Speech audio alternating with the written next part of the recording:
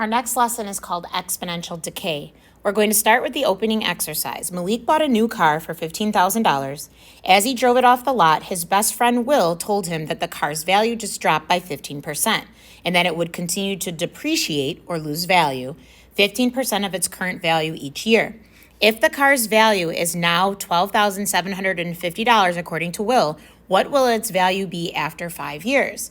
So to start in part A, you're going to be completing the table of values to determine the car's value after each of the next 5 years. I'll start this with you.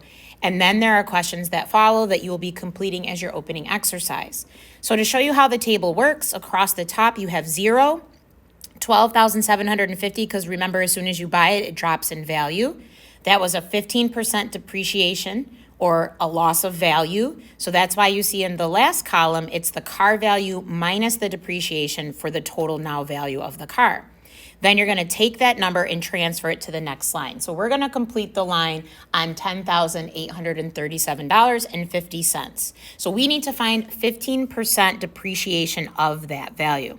So 15% as a decimal, remember,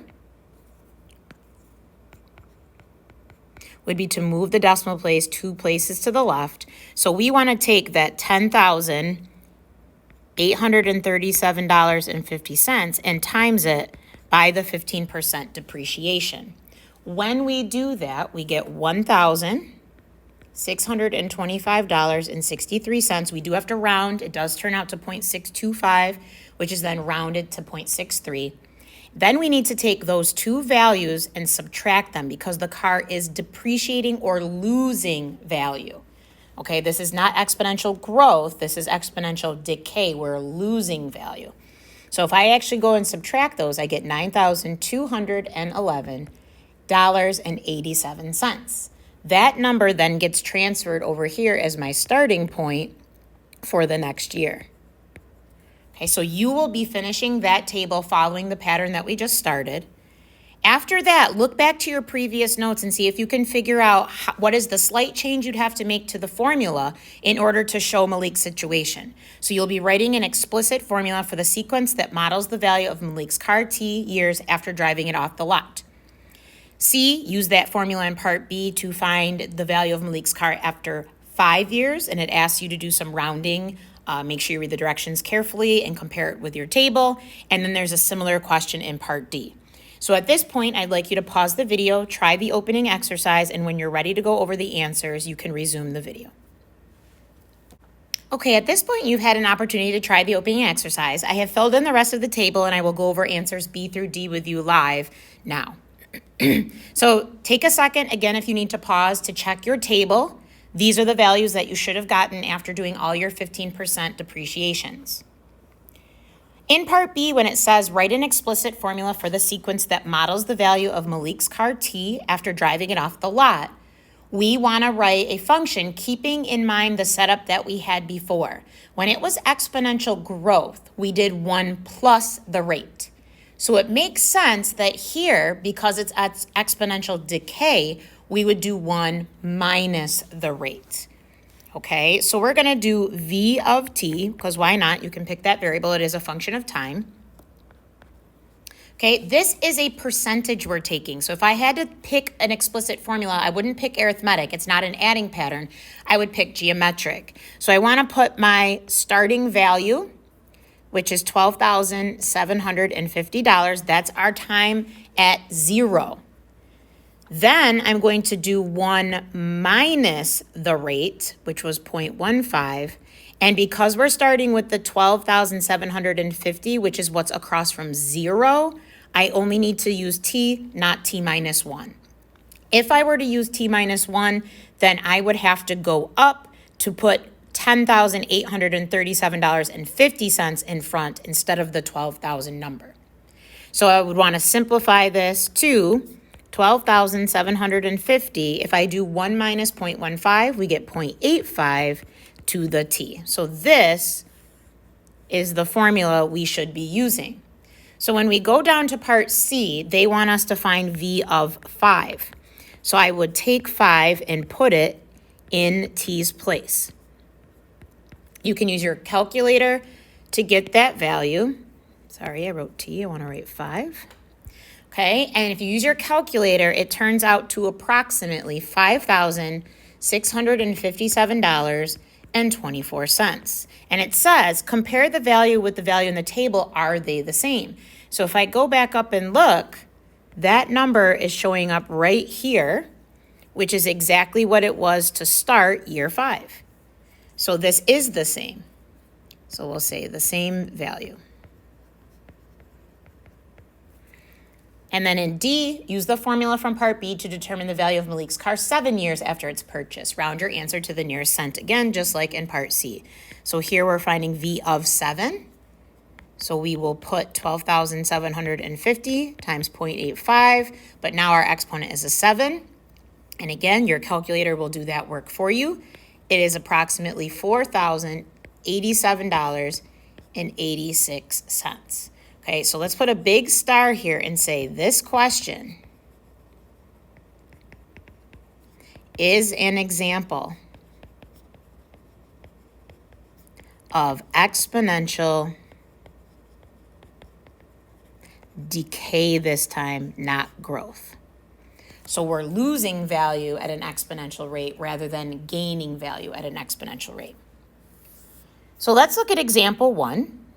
According to the International Basketball Association, FIBA, a basketball must be inflated to a pressure that when it is dropped from a height of 1,800 millimeters, it will rebound, that means bounce back up, to a height of 1,300 millimeters.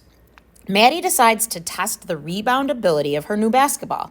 She assumes that the ratio of each rebound height to the previous rebound height remains the same, 1,300 out of 1,800. Let f of n be the height of the basketball after n bounces. Complete the chart below to reflect the heights Maddie expects to measure. So remember, she gave us the rate here. It's a partial return to height. So you never end up as high as you were. You bounce and you end up a little bit less and a little bit less if you think about a bouncing ball and what that looks like. So we're going to take this 1,800 number and we're going to times it by our rate at which it's bouncing. Okay, I can simplify those very quickly and see that this is going to be 1,300. Okay, then I'm going to take that 1,300 and I'm going to multiply that by 1,300 over 1,800. Okay, we're going to continue doing that rate. If you were to do that on your calculator, you would get 939. Then we take 939 and multiply it by that rate. So just like we did in the opening exercise, it's just that before it was a percentage and a decimal, here they're having us use a fraction. Still the same idea of multiplying and taking away whatever you get. All right, so if we were to continue this pattern, we would end up with 678 and 490. So in part A, it says to write an explicit formula, there it is again, for the sequence that models the height of Maddie's basketball after any number of bounces. So again, we are multiplying by a ratio. So this is a geometric type setup. They told us they wanted us to use f of n because n is the number of bounces. What is across from 0 is 1,800, so we'll put that there. Our ratio or rate is 1,300 over 1,800. Now, if I was really going to write 1,300 over 1,800, you know that the zeros would reduce, and it's really just 13 over 18. So we can write it like that, or you can keep the original, 1,300 over 1,800.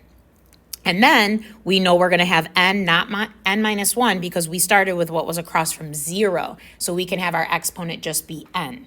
Remember, that's different than using our basic formula, a sub 1 times r to the n minus 1, because here we start at n is greater than or equal to 1. So to compensate, we take that minus 1 away because we're starting from what is at 0.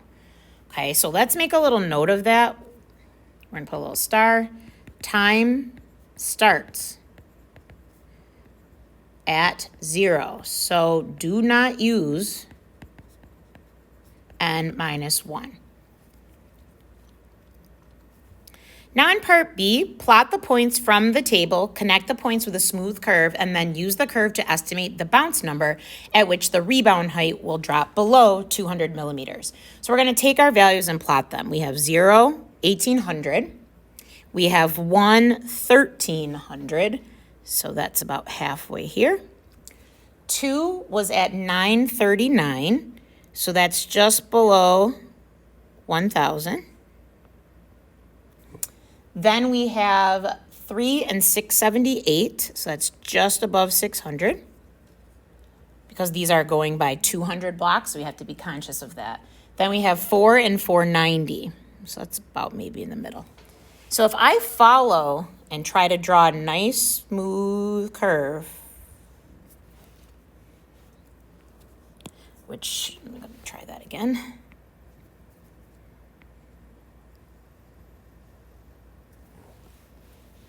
Okay.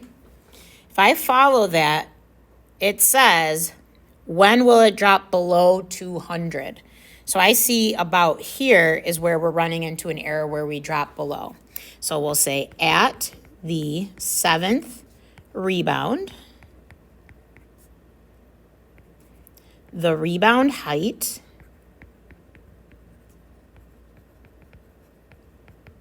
is below 200 millimeters. And you can see no constant rate of change, that curvy shape, definitely more geometric than arithmetic, which is why we use this model. So down here, the explicit formula of f of t equals ab to the t models exponential decay. A is the initial value, so that's why we always put what was across from 0 of the sequence. B is less than 1 represents the growth factor. So remember, in order to find your rate, you're going to do 1 minus the rate here because of the fact that it's decay to figure out what your ratio is. And that concludes our lesson on exponential decay.